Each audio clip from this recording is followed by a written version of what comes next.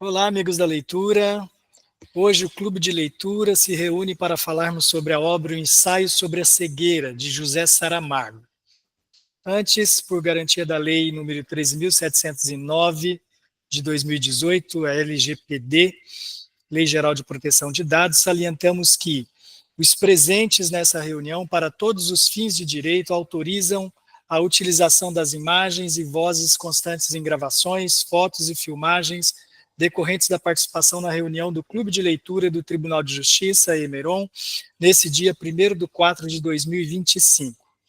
As imagens, vozes e apresentações poderão ser exibidas em meios audiovisuais, publicações, divulgação nos portais midiáticos, redes sociais, repositório institucional da Emeron e outros meios de disseminação da informação e do conhecimento. A autorização nesse termo é gratuita e por prazo indeterminado. Eu faço um destaque inicial, que é o acontecimento cênico Nauru, poeta das guerras, que traz as cenas do contexto, que traz à cena os contextos atuais sobre a violência que atinge o mundo partido, especificamente de situações na região norte do Brasil. A destruição da floresta amazônica, a morte de lideranças indígenas, quilombolas e políticas são temas abordados na peça.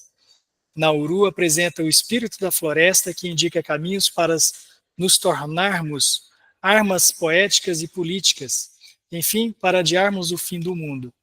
Estreou no dia 27 de março no Teatro Estadual de Belas Artes e será reapresentado no dia 3, na quinta-feira, também no Teatro Estadual Belas Artes. A peça é inspirada nos livros A Queda do Céu, de Davi Kopenawa, e Ideias para Adiar o Fim do Mundo, de Ailton Krenak. Faço um segundo destaque, né, que é a presença do nosso companheiro de leitura, o Almício, lá do Centro de Documentação Histórica, que participa dessa produção também. Faço um terceiro destaque, também na área de cultura cênica, e que também envolve o Centro Cultural, que ele recebe amanhã, dia 2 de abril, quarta-feira, às 19h30, o espetáculo teatral Tabule, uma libanesa na Amazônia. A entrada será gratuita, só que tem limite de lugares, que vai ser no teatro do Centro Cultural, e ele é muito pequeno, acho que é 74 lugares. Zahara é uma libanesa de nascimento, brasileira de coração e muçulmana do seu jeito, como se define a personagem, que, no velório do seu marido, resolve desabafar os fardos acumulados durante a vida e recria sua história, expondo as violências, mas também os anseios e as alegrias que experimentou. Tem bastante envolvimento cultural no Tribunal de Justiça nesses dias. Velho cego, Pablo Neruda. Velho cego, choravas quando a tua vida era boa e tinha em teus olhos o sol. Mas se tens já o silêncio, o que é que tu esperas? O que é que esperas, cegos? Que esperas da dor? No teu canto pareces um menino que nascera sem os pés para a terra e sem os olhos para o mar. Como os das bestas que por dentro da noite, sem dia ou crepúsculo, se cansam de esperar. Porque se conheces o caminho que leva em 2 ou 3 minutos até a vida nova, velho cego, que esperas? Que podes esperar? Se pela mais torpe amargura do destino, animal velho e cego, não sabes o caminho, eu que tenho 2 olhos, tu posso ensinar.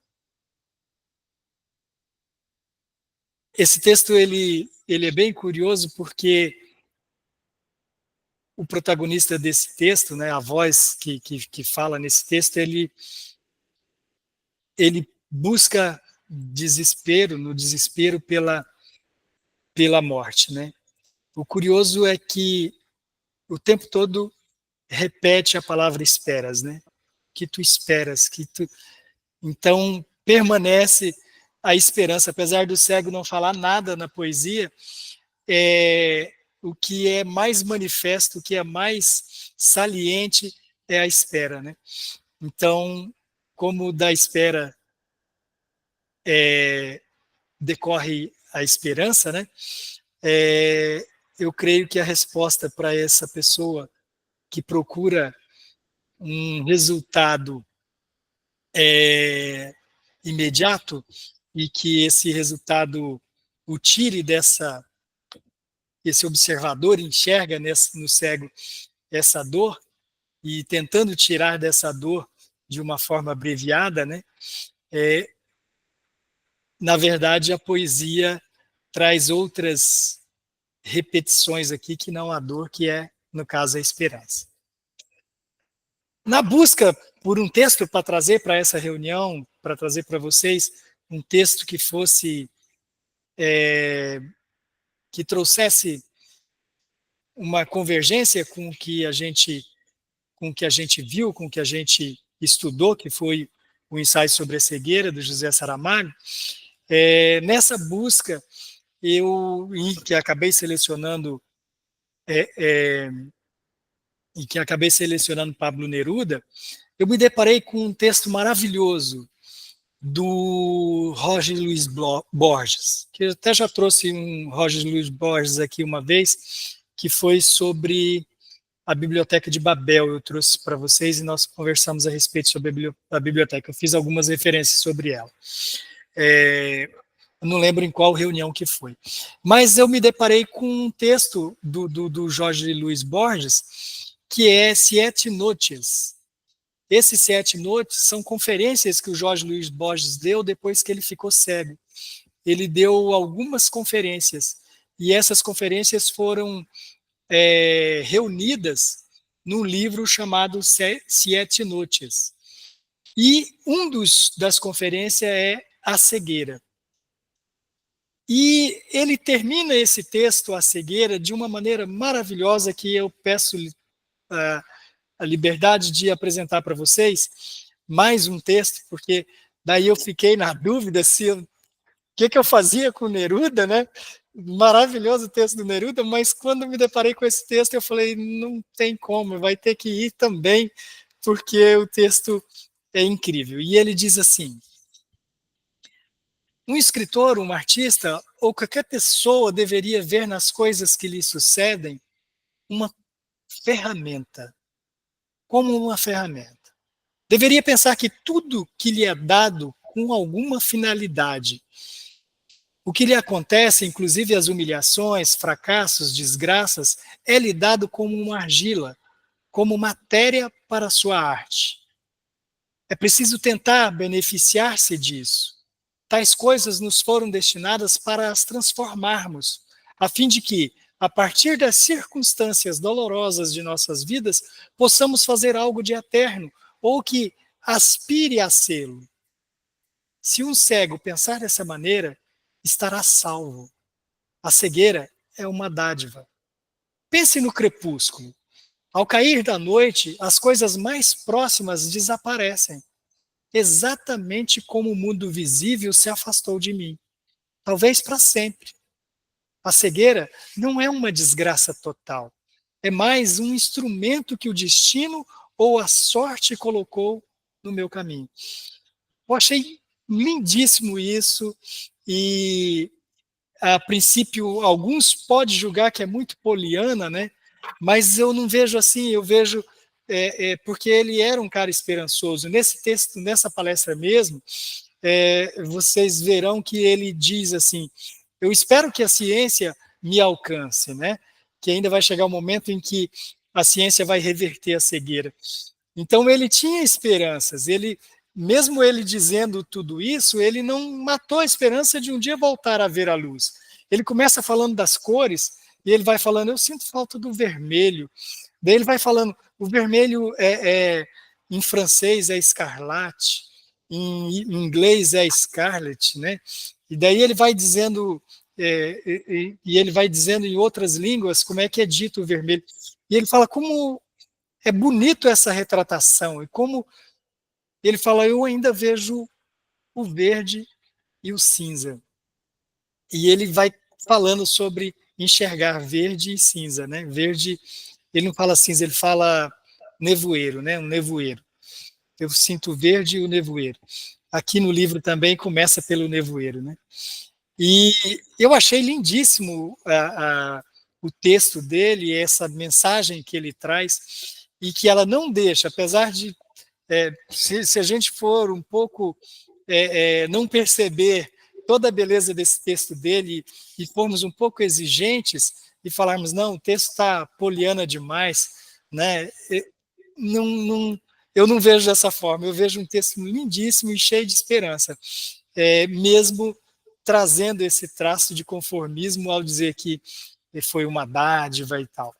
Mas o texto não é em si conformista. Pode ser que encontremos uma mensagem aí, ainda que possamos enxergar nela algum conformismo. Na verdade, eu vejo esperançosa pra caramba, muito bacana. O texto dessa semana é uma sugestão que foi votada e eleita por indicação da Thelma Beluso da Mota, que está aqui presente também. Olá, Thelma, boa noite. Boa noite. A Thelma que já está saindo em férias e que vai gozar da companhia dos seus familiares bem longe, né, Thelma? Uhum. Boa viagem para você e boas férias. Deus abençoe. Amém.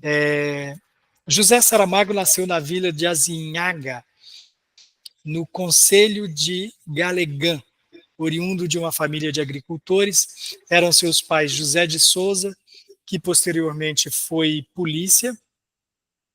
É curioso que tanto aqui essa biografia eu extraí da Wikipédia, tá?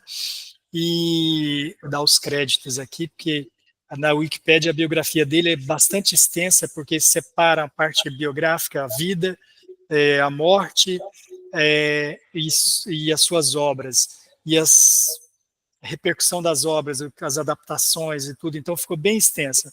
Eu peguei aqui só a vida, mesmo porque a gente vai ficar só mesmo em uma obra, então eu concentrei na vida e morte dele,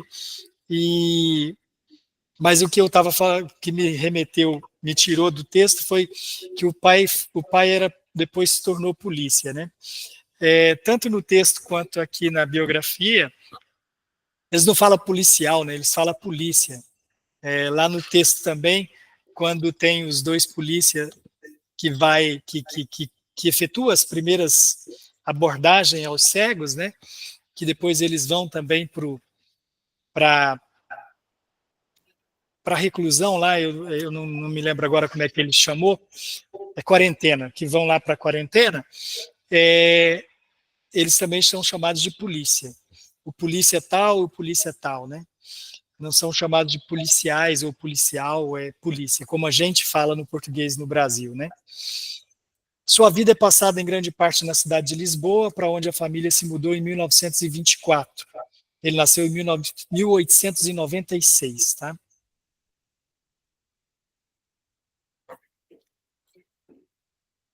Não, 1896 foi seu pai.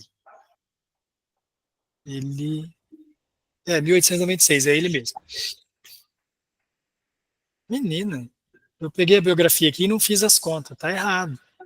Ele não nasceu ele nasceu 1922. em 22, porque senão não dá 80 anos, né? Senão não dá 80 anos. O texto aqui que está mal escrito, porque colocou as datas, me perdoe, não foi bagunça minha, não, foi bagunça da Wikipédia. Mudou-se em 1920. Oi? Se deu os créditos para a Wikipédia, agora já... Pois é, agora precisa correção lá. Não, mas fala a verdade. Não, é porque a data aqui que está não é a data do nascimento dele, eles colocaram a data do nascimento do pai. Ah, sim. Eram seus pais José de Souza, que nasceu em 1896 a 1864, que posteriormente foi polícia, e Maria Piedade, de 1898 a 1882. A sua vida é passada em grande parte na cidade de Lisboa, para onde a família se mudou em 1924. Antes mesmo de fazer 2 anos de idade, 22. Falecendo o irmão Francisco de Souza em 1920. em 22 de dezembro de 1924. O irmão nasceu em 20 e morreu em 24. A origem do apelido Saramago remete à alcunha da família. Saramago, que é uma planta herbácea com flor que cresce na região da Golegã.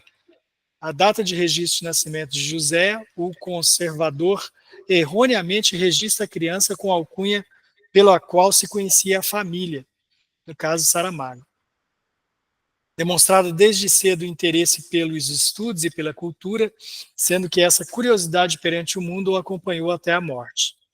Dificuldades econômicas de seus pais impediram José Saramago de completar os estudos liceais no Liceu Gil Vicente, onde ainda esteve matriculado durante 2 anos, e que o levaria a frequentar a universidade. Por conseguinte, formou-se na Escola Industrial de Afonso Domingues, onde estudou até 1940 e teve seu primeiro emprego como serralheiro mecânico. Fascinado pelos livros, visitava à noite com grande frequência a Biblioteca Municipal Central, Palácio Galveias. Saramago faleceu em 18 de junho de 2010, aos 87 anos de idade, na sua casa em Lanzarote, onde residia com a mulher Pilar Del Rio, vítima de leucemia crônica. O escritor estava doente havia algum tempo e seu estado de saúde agravou-se na última semana de vida. No seu funeral teve honras de Estado, teve seu corpo cremado no cemitério do Alto de São João, em Lisboa. As cinzas do escritor foram depositadas aos pés de uma oliveira em Lisboa, em 18 de junho de 2011. Um ano depois, só que ele foi para esse destino. Então, não sei o que aconteceu no período ali de 18 de junho de 2010 a 18 de junho de 2011, que ele foi cremado em 2010. Ele faleceu em 2010, foi cremado no cemitério do Alto de São João e depois as cinzas foram colocadas aos pés de uma oliveira. Na página da Amazon, apresenta um ensaio sobre a cegueira da seguinte forma: uma terrível treva branca vai deixando cegos um a um os habitantes de uma cidade. Com essa fantasia aterradora, Saramago nos obriga a fechar os olhos e ver. Recuperar a lucidez, resgatar o afeto, essas são as tarefas do escritor ou de cada leitor diante da pressão dos tempos e do que se perdeu. O motorista parado no sinal se descobre subitamente cego. É o primeiro caso de uma treva branca que logo se espalha incontrolavelmente. Resguardados em quarentena, os cegos se perceberão reduzidos à essência humana, numa verdadeira viagem às trevas. O ensaio sobre a cegueira é a fantasia de um autor que nos faz lembrar a responsabilidade de ter os olhos quando os outros os perderam. José Saramago nos dá aqui uma imagem aterradora e comovente dos tempos sombrios à beira de um novo milênio, impondo-se à companhia de maiores visionários modernos como Franz Kafka, Elias Canetti. Cada leitor viverá uma experiência imaginária única, num ponto onde se cruzam literatura e sabedoria. José Saramago nos obriga a parar, fechar os olhos e ver. Recuperar a lucidez, resgatar o afeto. Estas são as tarefas do escritor e de cada leitor diante da pressão dos tempos e do que se perdeu. Uma coisa que não tem nome, essa é o que somos. Sim, o ensaio sobre a cegueira é um livro para se ler neste momento de reclusão, lá em 2020, no caso da pandemia da Covid-19 e confinamento do coronavírus. Mas não para pensar sobre como uma doença que se espalha sem controle pode mudar nossa vida, mas como nossa vida talvez estivesse completamente equivocada antes que a doença chegasse. Essa última frase é do Renato Rovai para a revista Fórum sobre o livro Ensaio sobre a Cegueira. Este livro da Companhia das Letras, ele traz na capa a caligrafia do Chico Buarque. escrevendo ensaios sobre a cegueira. A Companhia das Letras fez uma série de livros dele, né, de títulos dele. Para cada título colocou um artista escrevendo na capa. E nesse aqui é Chico Buarque. Quem tiver interesse em manifestar opinião, fiquem à vontade para falar. Opa, já começou com gostei. Deixa eu só verificar aqui, Thelma, se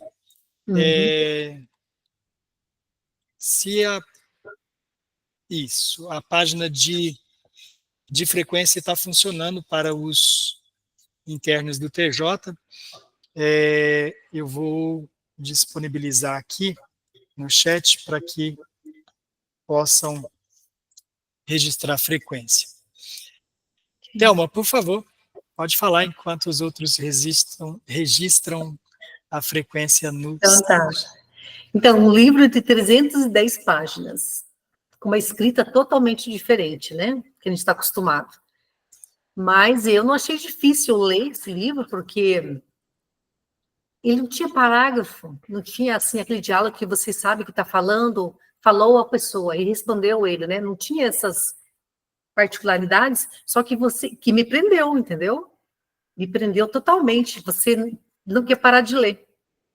Eu li, terminei ontem à noite, finalzinho, passei domingo deitado no chão lendo esse livro, e apesar do jeito dele escrever, a gente consegue entender quem está falando, quem está respondendo, porque você conhece os personagens, né? Você conhece, tem a mulher que vê e o restante são todos cegos, e tem os cegos sem nomes ainda. Sempre é o senhor lá, o outro de óculos, a mulher de óculos, então você sabe quem são eles, né? Parece até que você sabe até a carinha deles, assim. Então, a mulher que vê ali é a mulher que deveria sofrer mais. Que, veja bem, ela também passava fome, também vivia naquela sujeira, não trocava de roupa, não tinha hora do banho, e via tudo o que estava acontecendo. E não poderia fazer muita coisa. Então, dá para perceber assim, que todos sofriam, mas acho que ela sofria mais ainda. Agora, veja bem, a única que tinha a visão ali, que poderia ter o poder, ela só fez pelos outros. Quando matou o homem, ela fez pelos outros. Quando ela tentou buscar comida, pelos outros. Quando ela levou todo mundo para casa dela, ela fez pelos outros, né? E falava, fique aqui que eu vou buscar comida.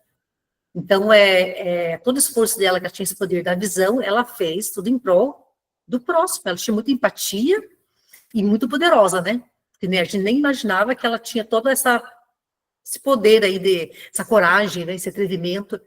Elas indo lá em troca de comida, meu Deus, eu falei assim, gente, esse livro é muito pesado. Esse livro é muito pesado, assim, mas ele é maravilhoso porque ele transmite todo esse horror que aconteceu, né? E aí, quando fala de cegueira, se uma pessoa é cega de nascença ou ficou depois cega, parece que se vê tudo preto, né? Tem um comentário. E o deles é a cegueira branca, uma névoa. Aí eu lembrei de Brumas e Avalon, né? Romance que eu li quando eu tinha uns 15 anos, que eles vão, assim, tudo no navio, assim, no barco, e tem aquele voeiro, mas todos estão no mesmo nível, e gera um medo, não sabe para onde o barco está indo, né? Toda aquela neblina ali, já era terrível. Agora imagina todos cegos, naquele lugar, sem ver nada. Só uma pessoa auxiliando ali, mais ou menos, né? Aquela luta, aquela desgraça, aquela loucura ali daquele manicômio. Então,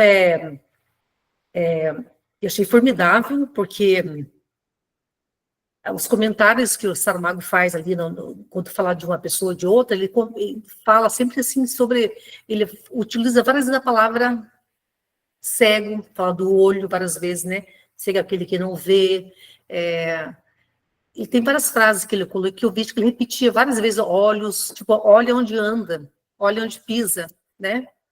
Quando a mulher comentava lá, sem querer alguma coisa, eu disse, como você está vendo? É modo de falar, né? Eu conheço tua cara, não vou esquecer de você. Dá para enganar muita gente, né? Então, eu digo para você, assim, que esse livro está um tempão na casa da minha filha, e ela ficou, eu te empresto depois que eu ler. Depois havia outro filho, o livro na casa dela. E eu na lista para ler. Aí, quando eu sugeri e deu certo, eu falei, minha filha, presta o livro para a mãe agora, minha vez. Ela tinha até marcado aqui com umas figurinhas de uns polvos aqui, onde que ela parou, entendeu? E daí é filhos, é escola, essas coisas todas, né? Mas eu li. Que ela ficou até assim, nossa, mãe, lê outro livro que eu quero ler e não li ainda, né? O livro é maravilhoso, gente, maravilhoso. E eu fiquei assim, curiosa com essa capa. E fiquei pensando, o que é essa capa, gente? Se alguém souber ou tiver uma opinião, tá? Eu fiquei curiosa, porque eu gosto de capa de livro. Eu gosto de ver, assim, historinha, né? Então, por enquanto, é isso.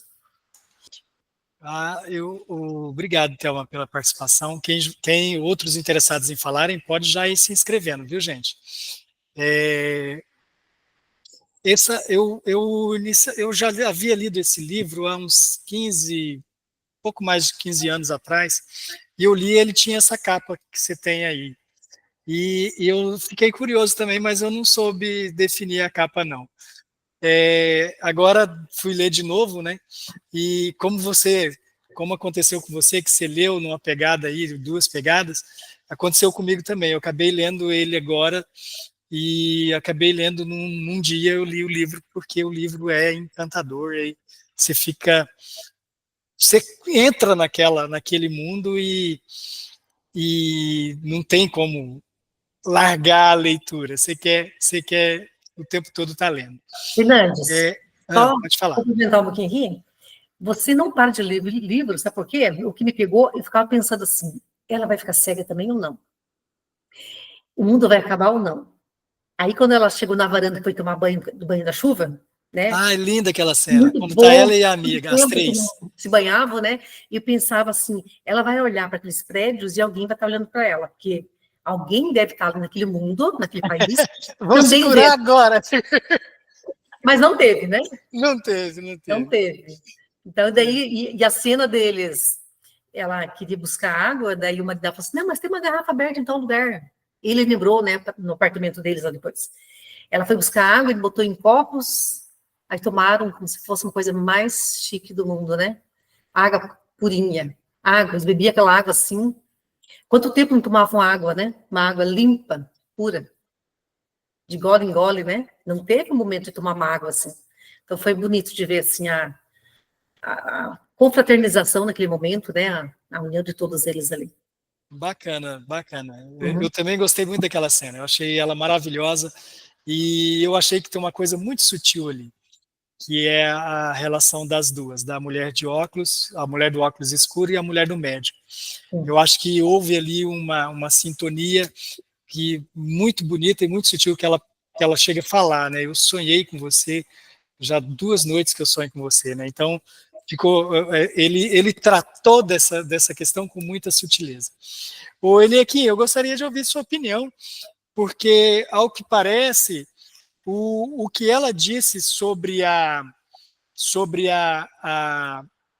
cena ficar cega no final, eu acho que ela esperava que em algum momento ela ficaria cega. E pelo que eu entendi da sua, você acha que ela ficou cega? Quando todos passaram a ver, ela ficou cega? Você está com o microfone desabilitado. Ah, sim, sim. Boa noite a todos. Boa Então, noite. eu fiquei com essa dúvida, na verdade, assim. Eu achei que na hora que ela olha assim ao final, né, ao final de tudo, ela olha assim, parece que eu senti que ela ficou cega, que ela começa a ver tudo branco, assim, e depois eu acho que não é mais a visão dela, assim, que aparecem as imagens, assim. Eu fiquei com essa dúvida, mas, assim, fiquei encantado também. Eu não li o livro, né, eu vi o filme, né, e, nossa, e como é a pegada, assim, do ser humano se transformando, né, diante das necessidades, diante da escassez, né, das coisas, assim, se transformando em animal mesmo, assim. Não sei se vocês sentiram isso, assim. Eu achei fantástico e eu me prometo ler o livro, mas, assim, o filme foi muito impactante e, assim, dá uma série de noções pra gente, assim, não só a falta de um dos sentidos, né, assim, eu digo assim, o que eu senti, né. Acho que esse negócio da cegueira, esse ensaio aí, é como se acontecesse, por exemplo, de todo mundo começasse a ter que usar cadeira de rodas, imagino assim, né? Como que o mundo ficaria impactado, como as pessoas ao seu redor ficam impactadas quando a gente perde algum tipo de sentido. Tem um comercial na TV que, não sei se é bem comercial, alguma coisa assim que eu vi, onde as pessoas começam a estar num mundo que não está adaptado a elas, né? Que é mais ou menos nesse sentido aí o filme. Achei fantástico. Eu acredito que ela ficou cega, assim, na minha visão. Não sei como é que os outros entendem. No finalzinho lá do filme. No filme eu não vi ele aqui, então eu não tenho como emitir uma opinião sobre o final lá do filme, porque eu não vi. Aqui eu acredito que não, mas é uma opinião pessoal também, né? Fernandes, Sim, posso ler o último parágrafo? por favor. Vai ajudar ele aqui a entender. Isso. Tá? O último parágrafo do livro. A mulher do médico levantou-se e foi à janela. Olhou para baixo, para a rua coberta de lixo, para as pessoas que gritavam e cantavam. Depois levantou a cabeça para o céu e viu todo branco. Chegou a minha vez, pensou ela. O medo súbito fê-la baixar os olhos. A cidade ainda ali estava. Acredito que ela estava vendo. Né? O filme, então, para um pouquinho antes da frase. Na hora que fica tudo branco, assim, então, isso aí foi esclarecedor mesmo, assim. Cara, mas assim, para mim ficou meio dúbio, assim, né, que ela vê tudo e aí depois realmente aparece a cidade, mas eu acreditei que é tipo assim, outras pessoas, né, vendo aquilo, o que aconteceu, entendeu? Oi, Ingrid, pode falar. Obrigado, Lequim. Só um comentário, assim, que eu tava assim, não, ó, eu fui tentar ver aqui alguma coisa, mas essa última fala, na verdade, me fez questionar que... Porque ela fala assim, que ela viu tudo branco, e quando ela levanta, tipo assim, a cidade ainda vai estar lá, ela tá no cego ou não. Eu não sei se deu para explicar. Tipo, se ela viu tudo branco, e aí ela olhar, tipo, a cidade ainda está aqui. Você pode repetir só a última frase do livro?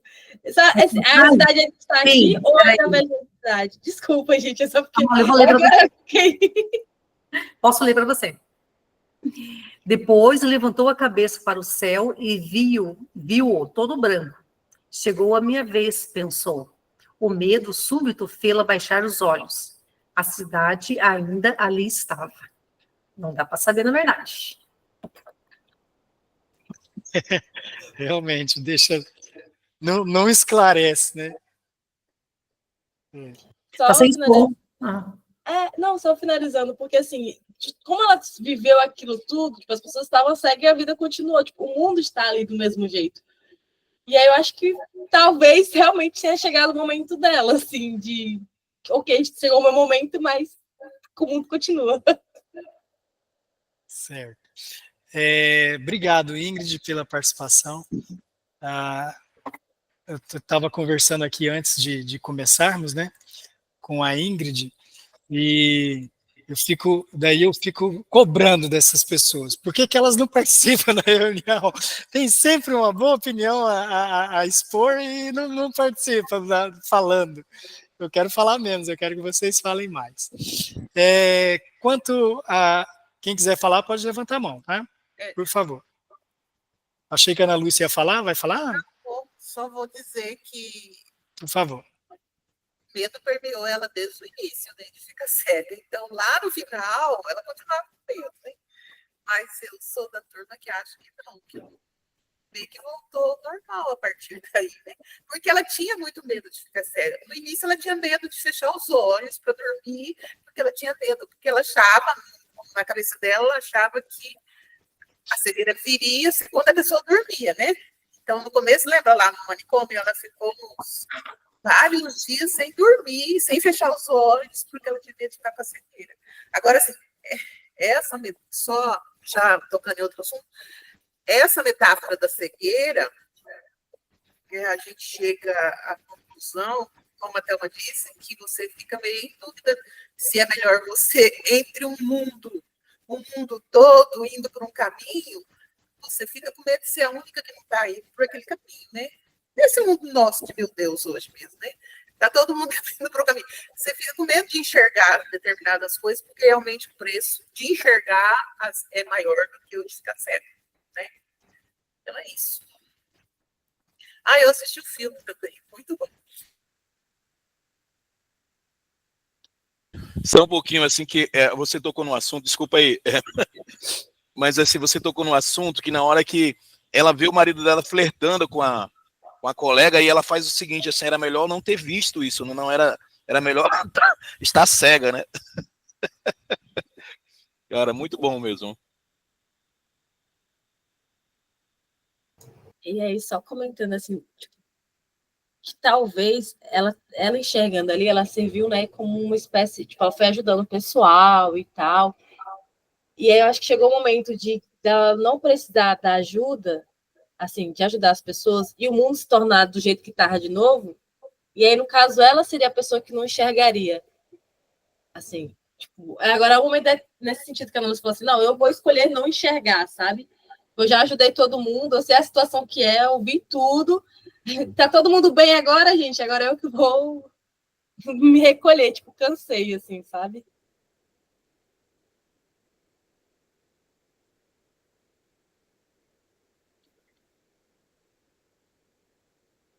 Tá falando sozinho. Obrigado. Obrigado. Obrigado, Ingrid, pelas considerações. Eu vejo assim, daí é uma opinião pessoal, né? Não é claro que todo mundo aqui está dando opinião pessoal. Nessa questão vou pegar de trás para frente, nessa questão, mas podem me interromper, tá?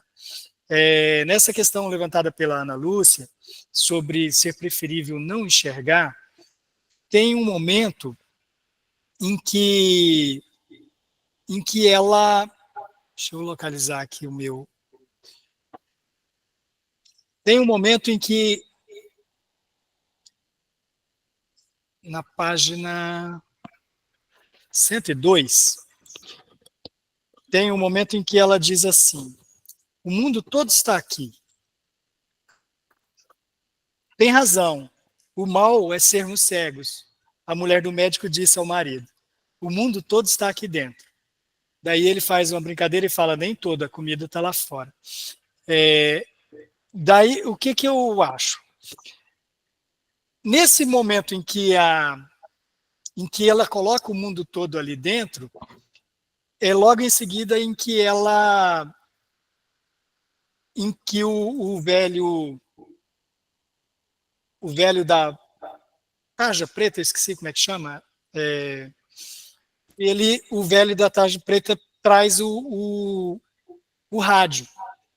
E quando traz o rádio, é o momento em que ela percebe que ela estava tão inserida naquele mundo que ela perdeu a conexão com fora, a ponto de não dar corda no relógio.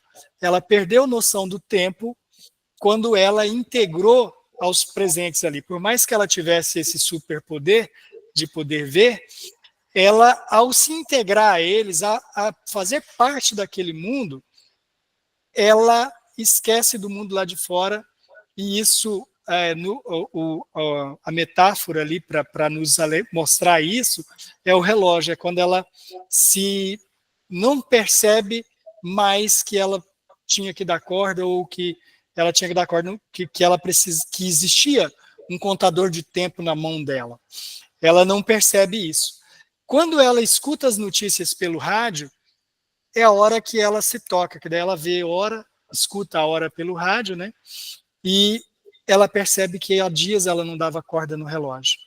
Então eu penso que aí tem um pouco do participar desse mundo e estar ausente daquele mundo. Então, ainda que ela estivesse enxergando, ali ela estava inserida.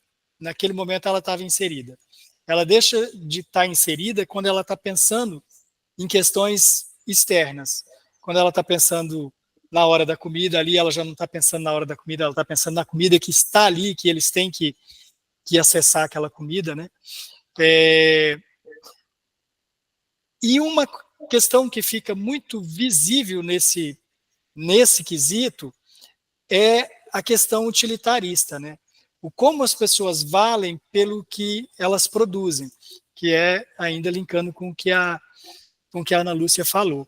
Como as pessoas têm valor a partir do que elas produzem. Como as pessoas são descartáveis quando elas já não produzem ou serviço ou ou um produto do seu trabalho. O fato é, quando elas não são produtivas, como elas se tornam descartáveis.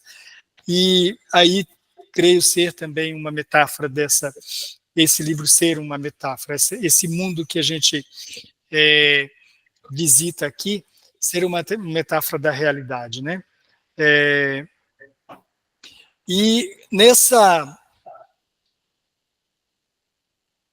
questão de ser utilitário ou não, tem uma outra questão, que um outro momento em que isso fica bem claro é quando ela entra no supermercado.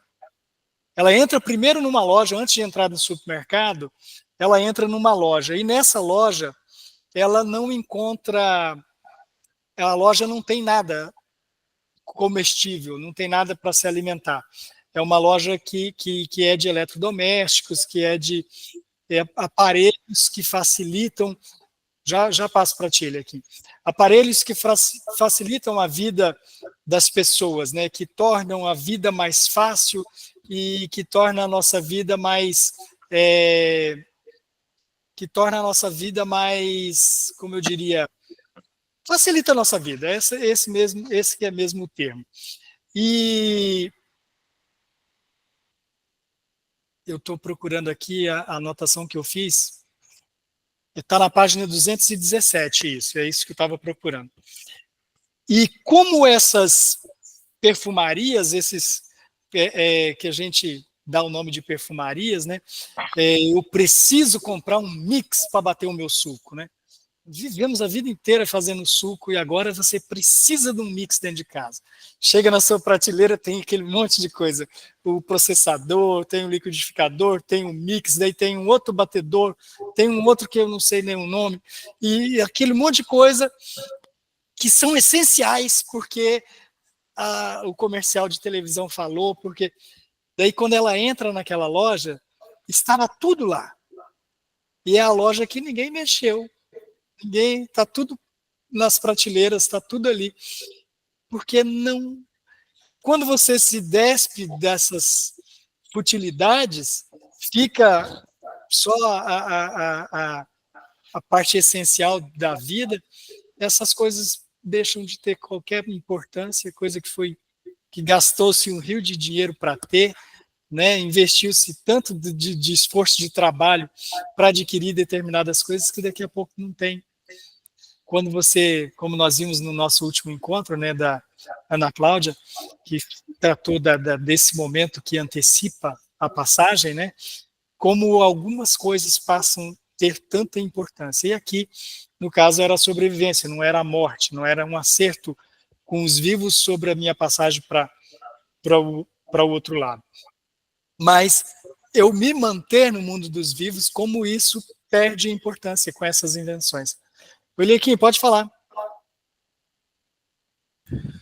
É que eu observei também cara, tem tantas mensagens, né? Tanta coisa boa aí nesse.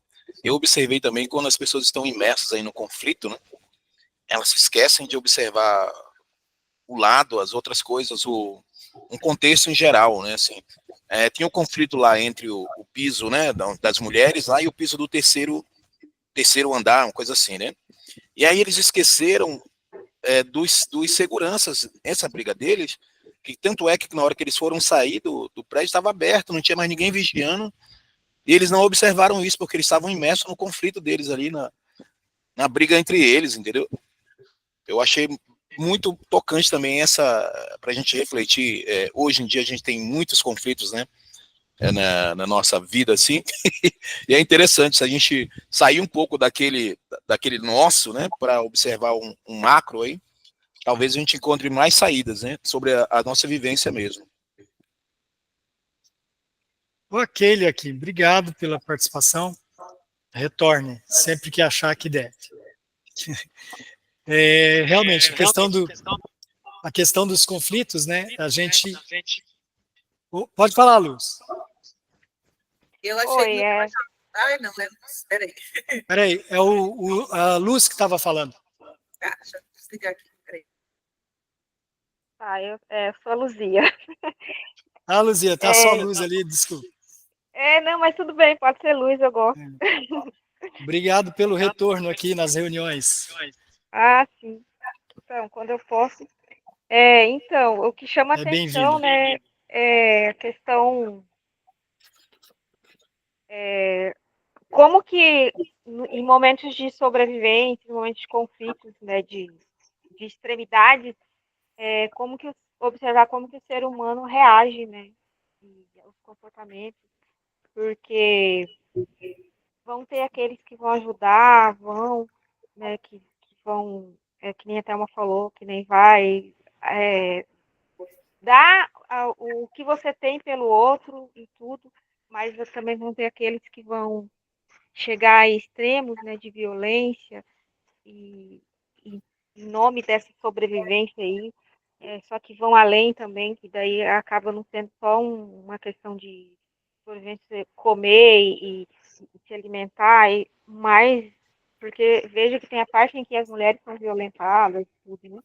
Então, assim, chega a extremos inimagináveis. A gente viu também, se for comparar um pouco isso que ele traz no livro com a pandemia que a gente viveu, né? Como tiveram pessoas que se uniram e tudo, mas também teve aquelas pessoas que fizeram esse jogo, essa coisa de criar dois extremos, dois polos. Então,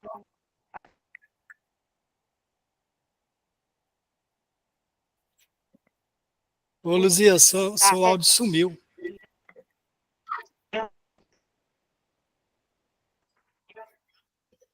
Nós não estamos te ouvindo, Luzia. Mas eu vou... Pode falar. Eu vou pegar um gancho na fala da Luzia, ela falando dessa questão da pandemia e os extremos que nós vivemos, né? Na página 135, o médico e a esposa do médico estão conversando. Ele diz: que faço eu se minha maior preocupação é evitar que alguém se aperceba que vejo? Ela fala, né? A mulher do médico. Alguns irão odiar-te por veres. Não creias que a cegueira nos tornou melhores, também não nos tornou piores. Nesse mesmo caminho que a Luzia falou, eu vejo que nessa passagem aqui, ele tem uma visão muito clara, aqui e tem outros momentos também, sobre como nos comportaríamos diante de uma situação assim, e como acabamos nos comportando. Quando começou a pandemia, a gente assistia aquelas lives, né? Eram muitas, começou aquelas lives toda semana, chegava principalmente no final de semana, tinha live todo final de semana inteiro, né? E as pessoas falavam muito sobre nos tornarmos melhor, que sairíamos melhor disso tudo, que sairíamos dando mais valor à vida, sendo mais humanistas, sendo mais solidários, sendo pessoas mais irmanadas, porque estamos vendo do lado um irmão muito frágil que a gente iria estender a mão e tal. E na realidade não foi o que aconteceu, como a Luzia estava falando agora. Na realidade, o que aconteceu é que nós saímos mais insensíveis, porque a gente passou a ter sensibilidade só para os nossos, e incapazes de chegar às pessoas por separações que ideologias colocam, né? E isso daí eu não estou tomando nenhum partido, não que eu não tenha, eu tenho, mas eu estou dizendo o seguinte, ao dizer isso eu não estou tomando partido, eu estou dizendo que as ideologias nos colocaram em posições opostas, onde não deveria haver essa oposição. E aqui nessa fala da página 135, o Saramago enxerga isso com clareza. Não vamos sair melhores e nem vamos sair piores. Na verdade, o que aconteceu é que nós nos revelamos ali. Com aquilo, nós acabamos exibindo a maneira como nós realmente somos, se somos solidários. Você vai ver aqui, você viu aqueles que realmente se empenharam em solidariedade, que realmente se preocupavam, e vimos aqueles que, se não somos, nós vimos aqueles que ignorou a morte de maneira até grosseira, de maneira até estúpida, né? Tratando a morte de uma maneira sem qualquer valor, se não pelo que foi, pelos que ficaram, no sentido de ser, a palavra me sumiu, mas no sentido de sermos um pouco mais empáticos, né? Luzia, pode falar. Oi, tá saindo agora? Isso, agora está saindo bem. Tá, então era sobre isso que eu queria falar, né? Que nem teve até alguém comentou lá que parece que a pandemia nem existiu. E é isso, porque eu ficava pensando, será que as pessoas vão melhorar com isso? Será que vão melhorar? É que chegou um tempo que eu pensei, não, parece que não vão melhorar. E tipo, realmente é o que você estava falando. Não ficamos melhores nem piores, parece que não existiu.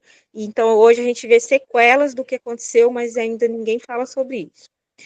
Uma outra coisa que eu queria falar é que eu li esse livro um tempo atrás já, e quando eu gosto de postar quando eu vou ler, né, e eu achei interessante o ensaio sobre a cegueira, né, eu fiz até uma brincadeira, o ensaio sobre ler o ensaio da cegueira.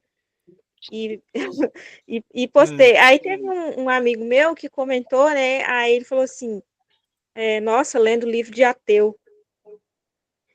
Aí, né, eu fiquei bem assim, falei, mas quando a gente fica bem sem palavras, né, tipo, só que, é só um romance, não é uma coisa, não é uma diretrizes que eu vou seguir, né, diretrizes de como ser ateu, não tem nada a ver uma coisa com a outra, né, então, tipo, se o autor é ateu ou isso, aquilo, né, e assim, às vezes é desconcertante também, né, quando eu quis trazer, eu gosto assim de jogar uma polêmicazinha, né? E para também ouvir a opinião de vocês sobre isso, né? Como que você tá lendo o livro tipo, a pessoa é cristã, eu vou ler um livro de ateu. Como que se separa isso, né? Em que linha isso se separa? Acha que influencia alguma coisa? Acha que é errado a gente estar lendo? Entendeu? E aí, por outro lado, a minha opinião seria, né? Porque tantas pessoas estão tipo, não tá dando muito para pegar, não querendo ofender nada, eu sou cristã também, mas não tá dando para pegar cristãos como exemplo também, né, ultimamente. Aí, bom, era isso que eu queria comentar. E queria ouvir a opinião de alguém sobre essa questão do autor ser ateu. Alguém quer comentar a questão do ateísmo? Bom, eu nem sabia que ele era ateu. Ele é ateu? Ele é ateu. Era, né? Mas eu penso o seguinte sobre essa questão de ler um livro de um autor cristão, ateu, seja lá o que for, judeu, não sei. Ana, fala mais perto do microfone, porque está saindo bem baixinho. Eu acredito que a gente só pode falar de uma coisa, conversar sobre uma coisa, se a gente tiver conhecimento sobre aquilo ali. Se você quer saber o que é uma literatura de um ateu, você tem que ler, porque senão você fica caindo nessa de falar mal, né? Comentar e não sei o quê. Se eu quero saber o que é um candomblé, um umbanda, um espiritismo, um catolicismo, eu só vou ter condições de falar se eu souber daquilo ali, senão eu estou só tecendo alguns comentários que eu nem sei do que se trata, né? Mas eu nem sabia que ele é ateu, e isso para mim não importa em nada. Se o escritor é ateu, judeu, não tem problema, islâmico.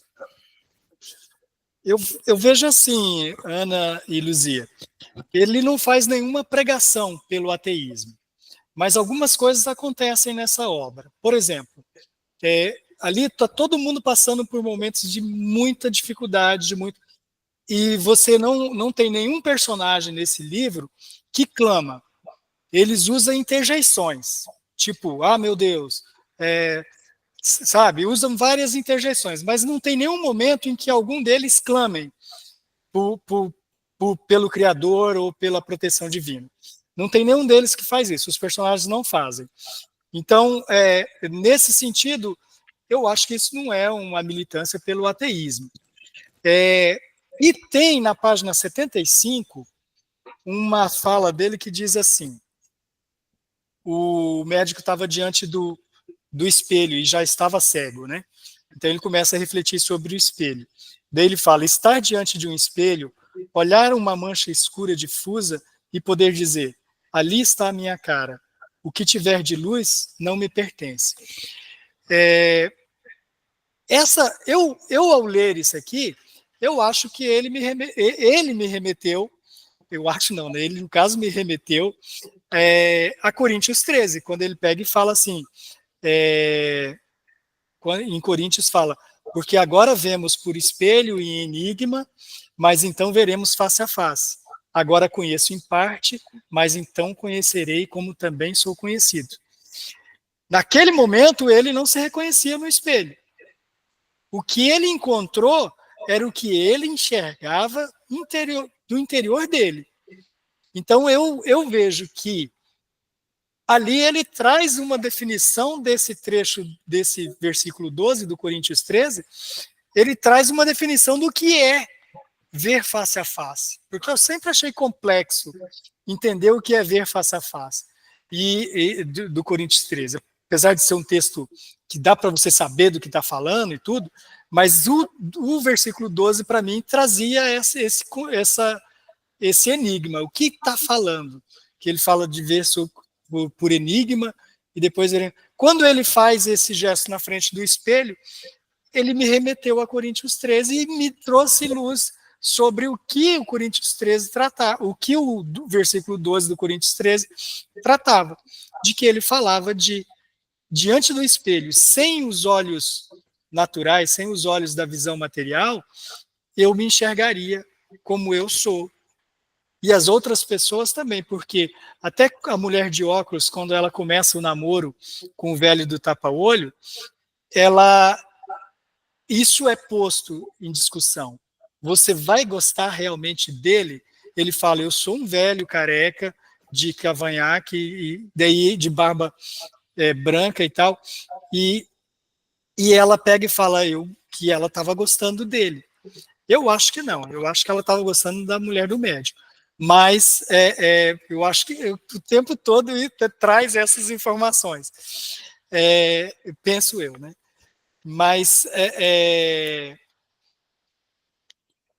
eu acho que a mulher do médico também estava gostando dela. Tanto que na hora que ela vai lá em cima da cama e pega e avisa para o marido que ela estava vendo, ela dá um beijo ela vai no rosto da mulher de óculos e fala com a mulher de óculos.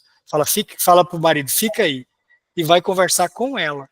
E é uma conversa amorosa, não é uma conversa agressiva ou que repelisse a ação dela, nada disso. Ela fala com uma pessoa extremamente lúcida e tal.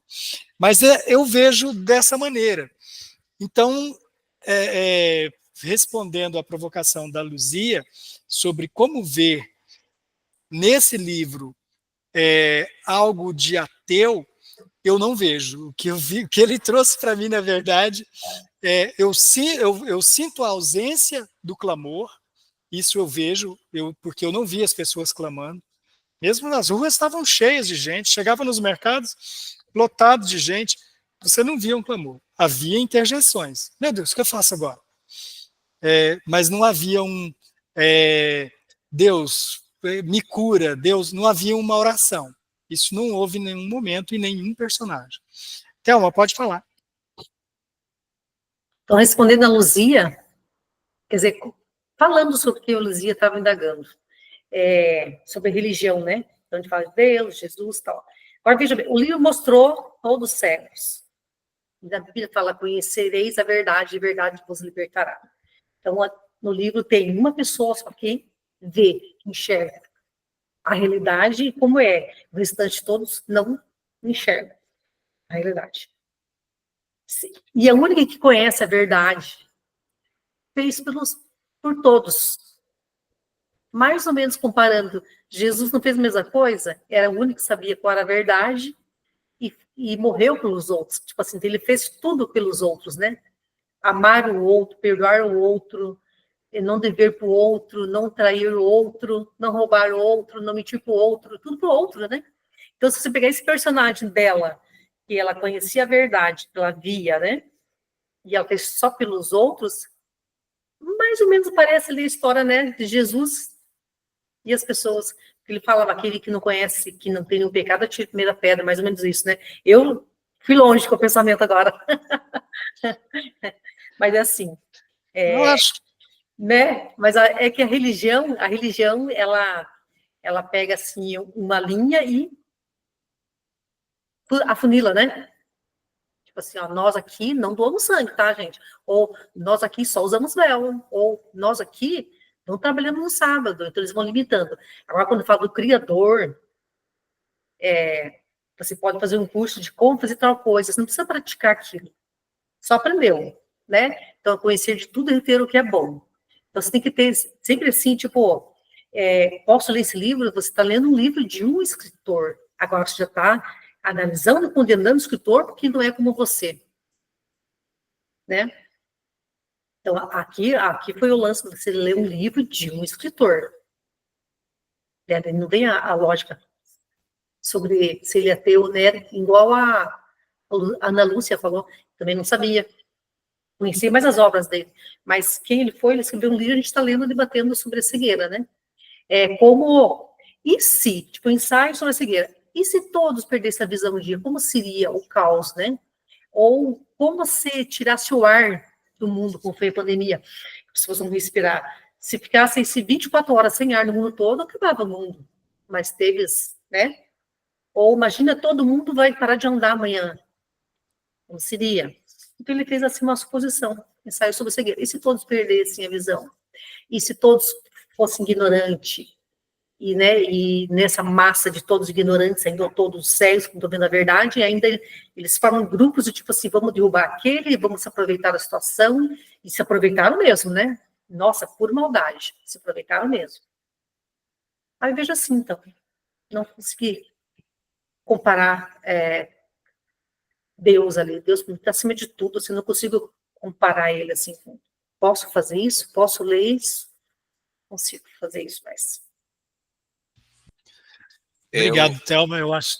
Pode falar, ele aqui. Eu queria só observar assim que eu acho que, por exemplo, a personagem, a mulher, ela estava tão imersa nesse trabalho de ajudar os outros, de colaborar, de que ela fez teve a ideia, né, de fazer o cordão, pessoas se seguirem.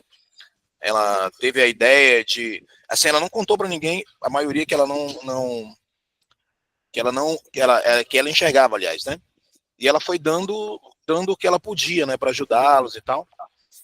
E aí ela estava tão imersa nesse negócio assim, de tão sem sentimento, tão travada, que a hora que ela acordou foi quando um cachorro se aproximou dela e acho que lambeu ela no rosto e tal. E Lambeu as lágrimas dela.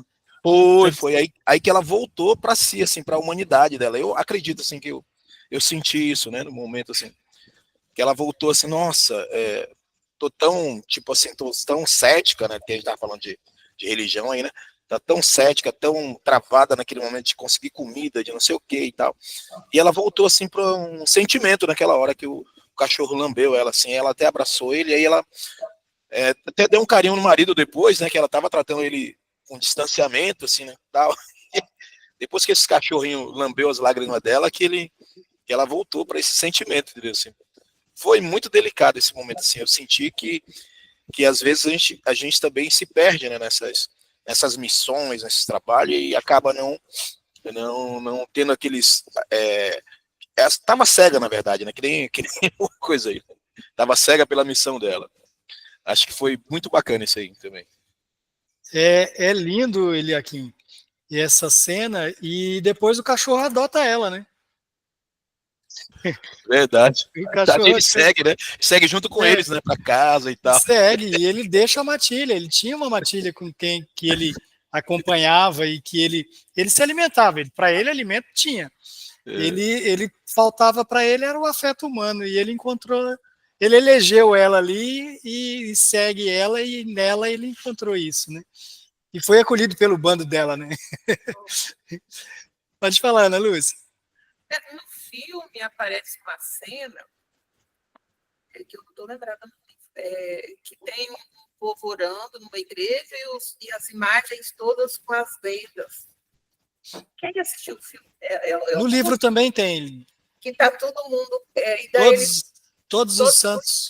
As imagens, todas as imagens, nem dadas como se fossem cegas. Né? As estátuas e as pinturas, todos vendados.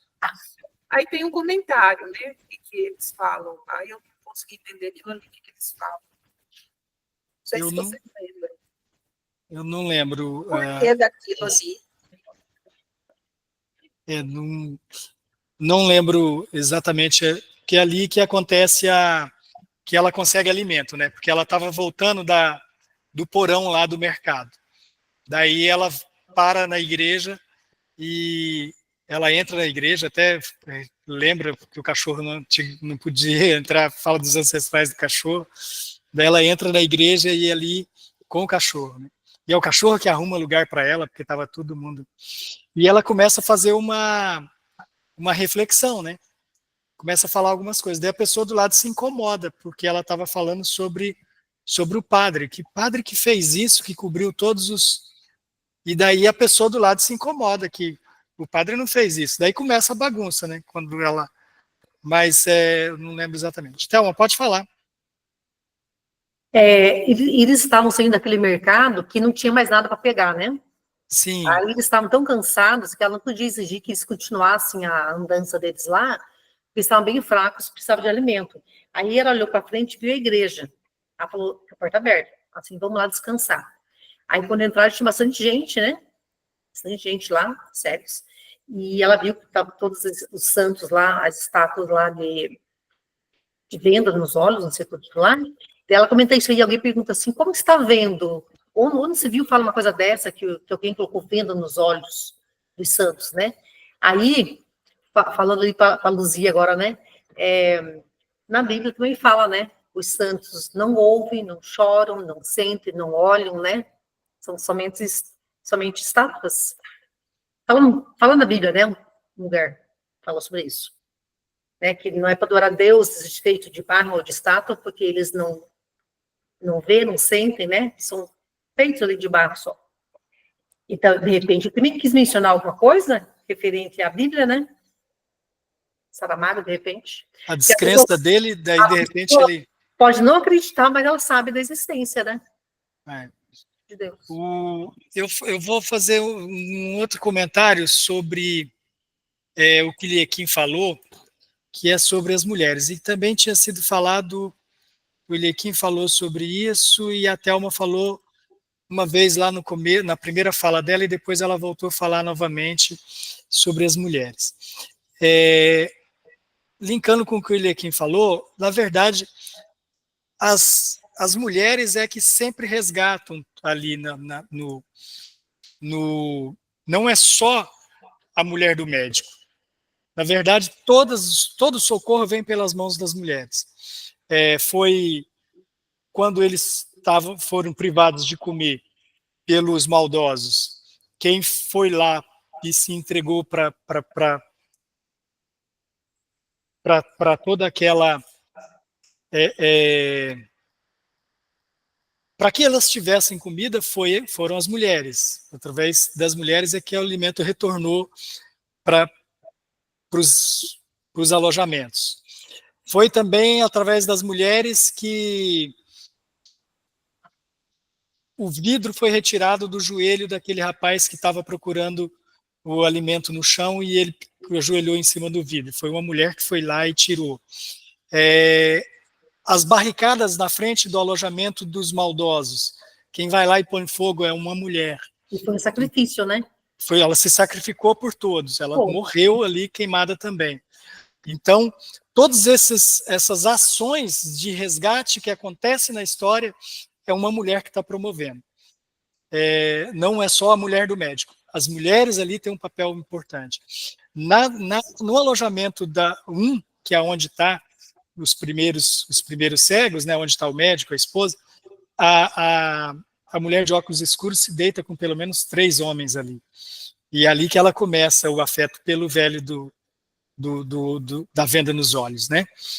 Então, vai sempre ali ter o papel da mulher é determinante para poder acontecer algum resgate, acontecer algum socorro. Diógenes, pode falar. Boa noite. Primeiro, fazer um comentário sobre você ler o livro do Mateus. Eu acho que não tem muita relevância. Seria como se o Mateus não pudesse ler Santo Agostinho, não pudesse ler Ariano Suassuna, porque também é muito ligado. Então, é bom você ter o contraditório. Se atrás eu estava até conversando com o Hernandes, numa das nossas conversas, na casa dele, numa reunião que estava lá, e ele citou um autor, um comentarista, e o pessoal falou, pô, mas você está lendo esse cara? Você tem que ler o que você pensa o contrário também, para ver se você melhora o seu pensamento, para que você consiga debater melhor. Essa é a primeira parte. A segunda parte eu não li o livro, eu assisti o filme há anos atrás, e uma coisa me marcou no filme, que eu não sei se vai aparecer a todos, mas o que me marcou muito, que é a boa interpretação do amor, é que em um certo momento, quando o pessoal começa a voltar a enxergar, parece que há um lamento nela, pela perda do poder que ela tinha. Isso no filme, eu no livro não sei, eu vou ler o livro ainda. Mas no filme há uma ideia, parece que ela não fica tão satisfeita de perder aquela coisa única que ela tinha, que só ela enxergava. Né? Mas eu também que pode ser só um delírio. É isso. Eu senti como exaustão o Diógenes. Mas eu não vi o filme, né? Eu não sei qual a impressão que o filme poderia passar. Mas eu vi mais como uma exaustão. Ela estava já entregue. E uma coisa que acontece nessa cena é que o menino vai continuar, né? A mãe do menino não aparece no final. Então o menino continua sob a guarda dela. Então ela ainda teria esse poder, né? De ter ainda alguém aos cuidados dela. Então, eu não vi o filme, eu não tenho nem como divergir no caso. E quanto à sua primeira colocação sobre essa questão que você falou sobre a divergência, né? Sobre que foi provocado pela Luzia. Tem algumas coisas bem interessantes. Na página 179, por exemplo, ele diz, deixa eu ver exatamente a transcrição, na 179, nessa versão da Companhia das Letras. Ele diz assim: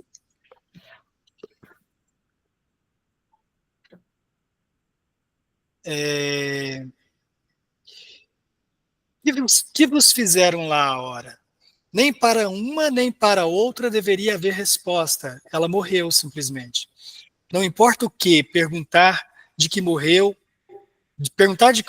alguém é estúpido. Como o tempo, a causa esquece.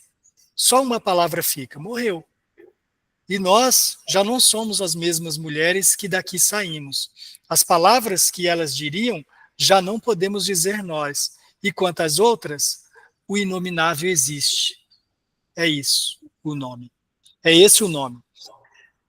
Daí eu volto, por isso que eu digo que volta na fala da Luzia e volta na fala do Diógenes, sobre essa questão da existência de Deus, sobre a existência do contraditório ali e tudo. No meio desse horror todo, ela viu o mal. Na filosofia, no maniqueísmo, e que é o dualismo, né? Se há o mal, há o bem, mas em momento algum ele nomeia o bem, ele traz o bem para a leitura, mas o mal ele enxergou, e ele descreve a ação do mal, né?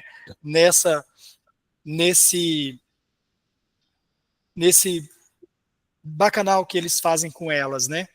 Eu tenho uma outra palavra que exemplificaria melhor, e que uma das meninas morre nesse bacanal, né? Estupro coletivo que é feito, e a menina morre. Então ela enxergou ali o inominável.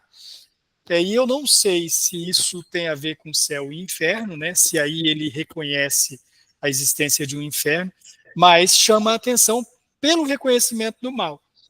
Mas o clamor continua a inexistir. Mesmo ali naquela situação em que elas estão sendo estupradas, em que elas estão sendo abusadas, elas não clamam. Em nenhum momento elas clamam. E a menina daí morre, e acontece daí todos os desdobramentos, né? Então, só para trazer essa questão do dualismo, a questão do maniqueísmo, né? Sobre a filosofia trazer o outro lado também, né? Mas isso também não anula o que eu disse antes sobre estar diante do espelho e isso trazer a presença da revelação quando a verdade está diante de ti, né? Daí o espelho seria pouco reflexivo, né? Refletivo, no caso. Mais alguém? O Diógenes vai falar mais, ou Diógenes?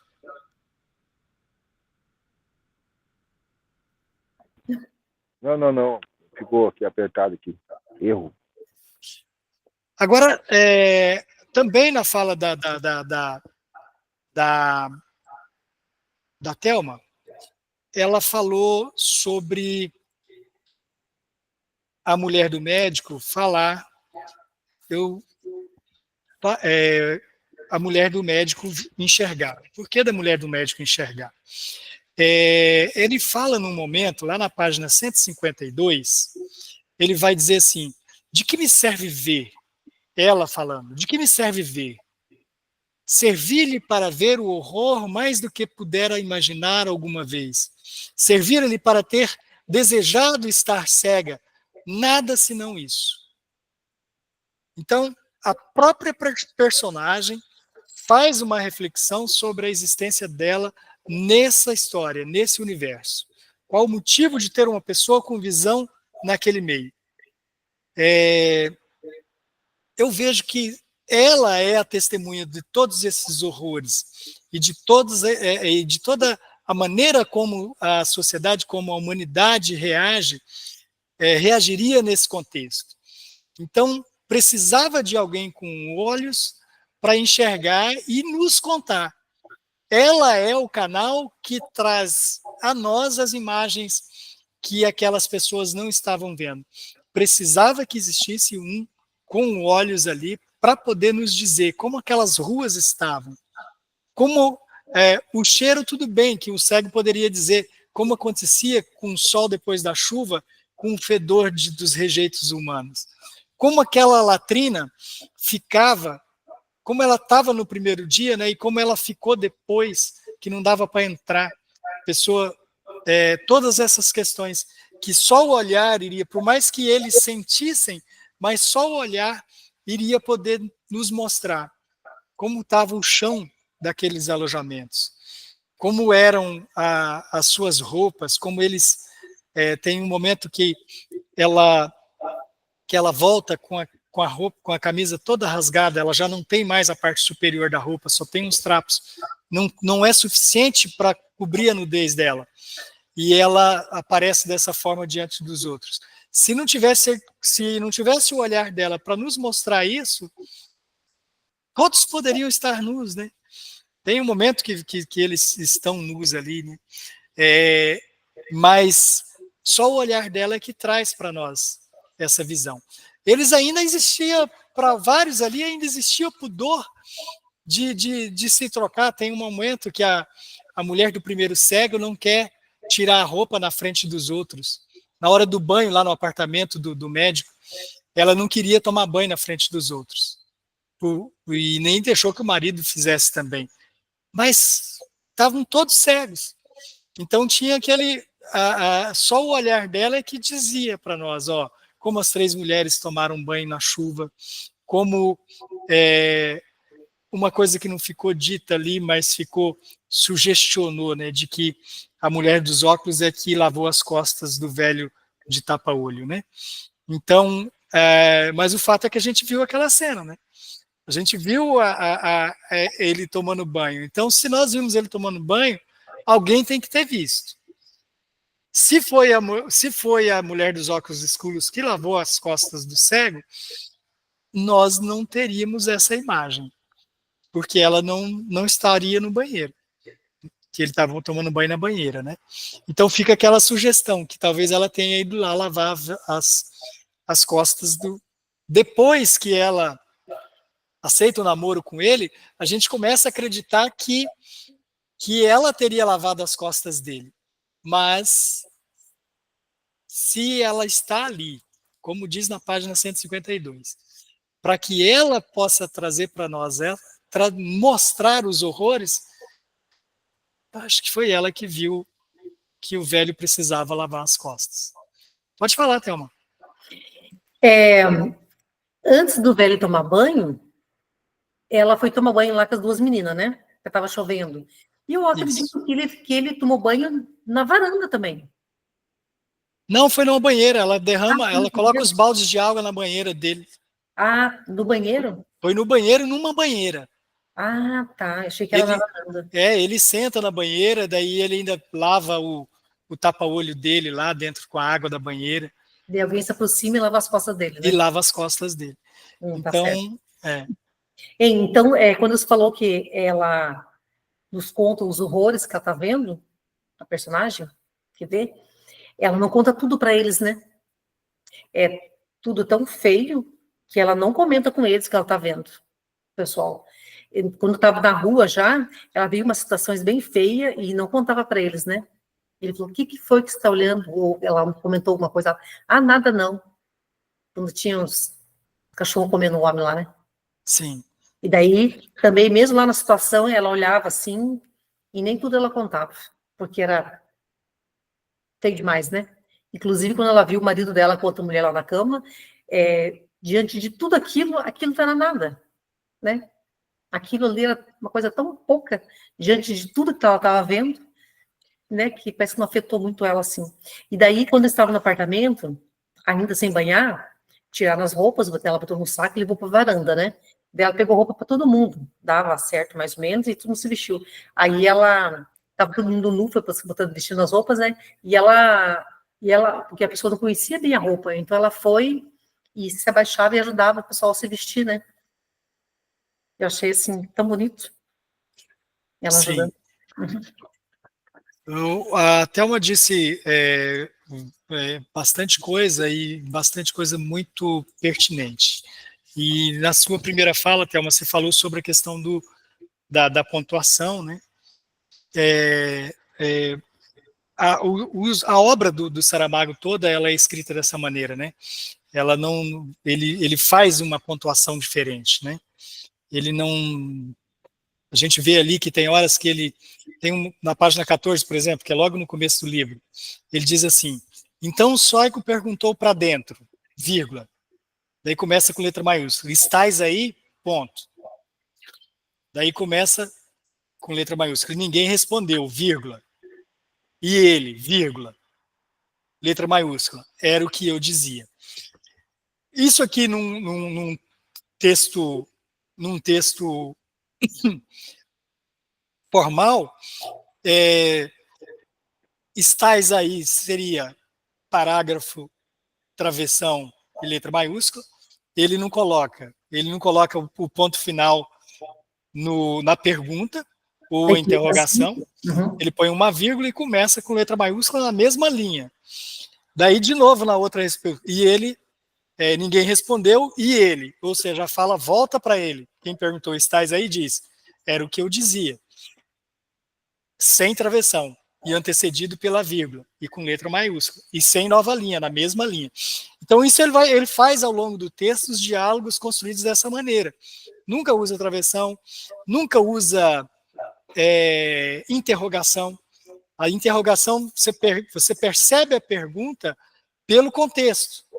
O contexto te diz que aquilo é uma pergunta, e não que ele use a pergunta e use a interrogação para marcar uma pergunta.